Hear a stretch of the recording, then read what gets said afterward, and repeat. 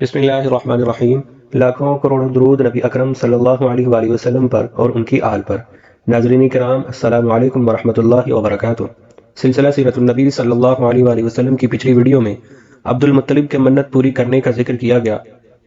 حضرت ابن عباس رضی اللہ تعالیٰ عنہ کہتے ہیں کہ حضور نبی کریم صلی اللہ علیہ وآلہ وسلم اس دنیا میں تشریف لائے تو آپ کی انول نال کٹی ہوئی تھی۔ انول نال کو بچے کے پیدا ہونے کے بعد دایا کاٹتی ہے۔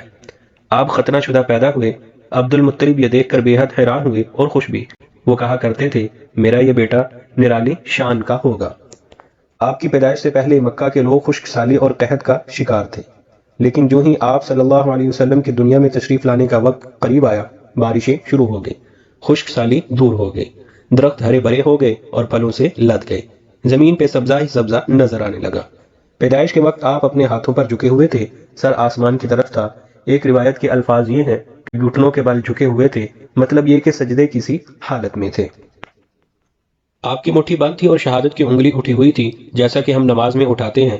حضور انور صلی اللہ علیہ وآلہ وسلم فرماتے ہیں، جب میری والدہ نے مجھے جنم دیا تو ان سے ایک نور نکلا، اس نور سے شام کے محلات جگمگا اٹھے۔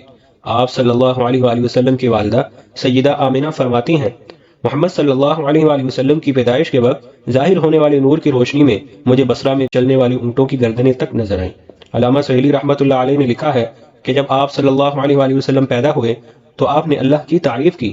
ایک روایت میں یہ الفاظ آئے ہیں، اللہ اکبر کبیرہ والحمد للہ کثیرہ وسبحان اللہ بکرۃ واصیلا۔ اللہ تعالیٰ سب سے بڑا ہے، اللہ تعالیٰ کی بے حد تعریف ہے اور میں صبح و شام اللہ کی پاکی بیان کرتا ہوں۔ آپ کی ولادت کس دن ہوئی؟ اس بات پر سب کا اتفاق ہے کہ وہ پیر کا دن تھا۔ آپ صبح فجر طلوع ہونے کے وقت دنیا میں تشریف لائے۔ تاریخ پیدائش کے سلسلے میں بہت سے اقوال ہیں۔ ایک روایت کے مطابق 12 ربیع الاول کو پیدا ہوئے، ایک روایت 8 ربیع الاول کی ہے، ایک روایت یہ ہے کہ 2 ربیع الاول کو پیدا ہوئے۔ اس سلسلے میں اور بھی بہت سی روایات ہیں۔ زیادہ تر مورخین کا خیال ہے کہ آپ 8 ربیع الاول کو پیدا ہوئے۔ تقویم کے طریقہ سے جب تاریخ نکالی گئی تو 9 ربیع الاول نکلی، مطلب یہ کہ اس بارے میں بالکل صحیح بات کسی کو معلوم نہیں۔ اس پر سب کا اتفاق ہے کہ مہینہ ربیع الاول کا تھا اور دن پیر کا تھا۔ یہ بھی کہا جاتا ہے کہ آپ کو پیر کے دن ہی نبوت ملی۔ پیر کے روز ہی آپ نے مدینہ منورہ کی طرف ہجرت فرمائی اور پیر کے روز ہی آپ کی وفات ہوئی۔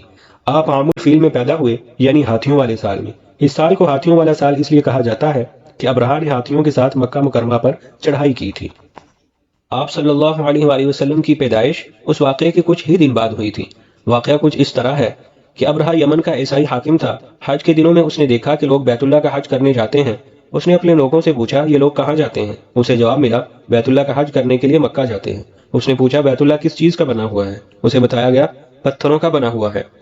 اس نے پوچھا، اس کا لباس کیا ہے؟ بتایا گیا، ہمارے ہاں سے جو دھاری دار کپڑا جاتا ہے اس سے اس کی پوشاک تیار ہوتی ہے۔ ابرہہ عیسائی تھا۔ ساری بات سن کر اس نے کہا، مسیح کی قسم، میں تم لوگوں کے لیے اس سے اچھا گھر تعمیر کروں گا۔ اس طرح اس نے سرخ، سفید، زرد اور سیاہ پتھروں سے ایک گھر بنوایا، سونے اور چاندی سے اس کو سجایا۔ اس میں کئی دروازے رکھوائے، ان میں سونے کے پترے جڑوائے، ان کے درمیان میں جواہر لگوائے۔ اس مکان میں ایک بڑا سا یاقوت لگوایا، پردے لگوائے، وہاں خوشبوئیں سلگانے کا انتظام کیا۔ اس کی دیواروں پر اس قدر مشک ملا جاتا تھا کہ وہ سیاہ رنگ کی ہو گئیں، یہاں تک کہ جواہر بھی نظر نہیں آتے تھے۔ پھر لوگوں سے کہا کہ اب تمہیں بیت اللہ کا حج کرنے کے لیے مکہ جانے کی ضرورت نہیں رہی، میں نے یہی تمہارے لیے بیت اللہ بنوا دیا ہے، لہٰذا اب تم اس کا طواف کیا کرو۔ اس طرح کچھ قبائل کئی سال تک اس کا حج کرتے رہے، اس میں اعتکاف کرتے رہے، حج والے مناسک بھی یہیں ادا کرتے رہے۔ عرب کے ایک شخص نفیل خشمی سے یہ بات برداشت نہ ہو سکی، وہ اس مصنوعی خانہ کعبہ کے خلاف دل ہی دل میں کڑتا رہا۔ آخر اس نے دل میں ٹھان لی کہ وہ ابرہہ کی اس عمارت کو گندہ کر کے چھوڑے گا۔ پھر ایک رات اس نے چوری چھپے بہت سی گندگی اس کے اندر ڈال دی۔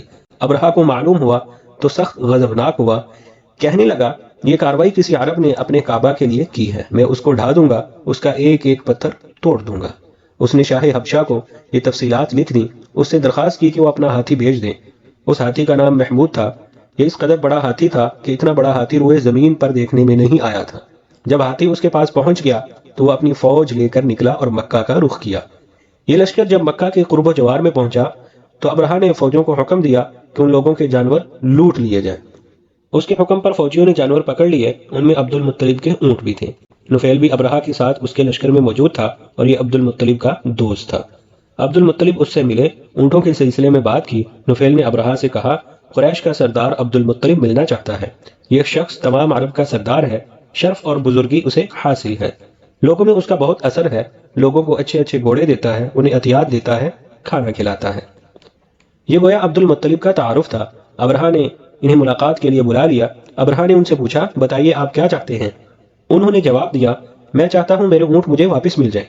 ان کی بات سن کر ابرہہ بہت حیران ہوا۔ اس نے کہا، مجھے تو بتایا گیا تھا آپ عرب کے سردار ہیں، بہت عزت اور بزرگی کے مالک ہیں، لیکن لگتا ہے مجھ سے غلط بیانی کی گئی ہے، کیونکہ میرا خیال تھا آپ مجھ سے بیت اللہ کے بارے میں بات کریں گے، جس کو میں گرانے آیا ہوں اور جس کے ساتھ آپ سب کی عزت وابستہ ہے، لیکن آپ نے اس کی تو سرے سے بات ہی نہیں کی اور اپنے اونٹوں کا رونا لے کر بیٹھ گئے۔ یہ کیا بات ہوئی؟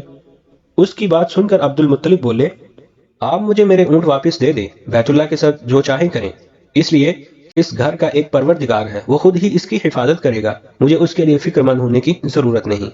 ان کی بات سن کر ابرہہ نے حکم دیا، ان کے اونٹ واپس دے دیے جائیں۔ جب انہیں ان کے اونٹ واپس مل گئے تو انہوں نے ان کے سموں پر چمڑے چڑھا دیے، ان پر نشان لگا دیے، انہیں قربانی کے لیے وقف کر کے حرم میں چھوڑ دیا تاکہ پھر کوئی انہیں پکڑ لے تو حرم کا پروردگار اس پر غضبناک ہو۔ پھر عبد المطلب ہرا پہاڑ پر چڑھ گئے، ان کے ساتھ ان کے کچھ دوست تھے۔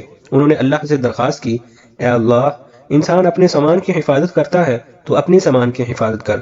ادھر سے ابرہہ اپنا لشکر لے کر آگے بڑھا، وہ خود ہاتھی پر سوار لشکر کے درمیان موجود تھا، ایسے میں اس کے ہاتھی نے آگے بڑھنے سے انکار کر دیا، وہ زمین پر بیٹھ گیا۔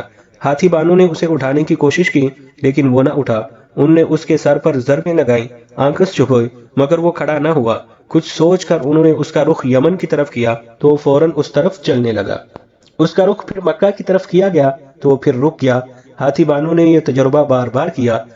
آخر ابرہہ نے حکم دیا، ہاتھی کو شراب پلائی جائے تاکہ نشے میں اسے کچھ ہوش نہ رہ جائے اور ہم اسے مکہ کی طرف آگے بڑھا سکیں۔ چنانچہ اسے شراب پلائی گئی لیکن اس پر اس کا بھی اثر نہ ہوا۔